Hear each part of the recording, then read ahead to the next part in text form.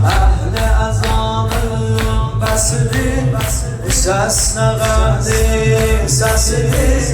Əhli əzanın bəsidir, o kim ürək yandıracaq.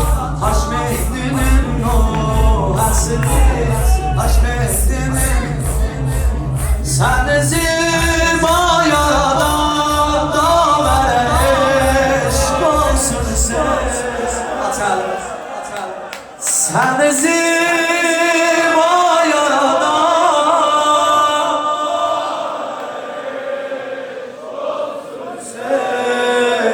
nəhrə qəmdə düşən əllərə eşq olsun söz.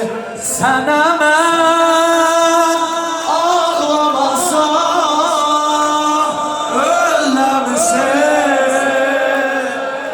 Sən bəli ustadın səlamətin mənzur olsun inşallah.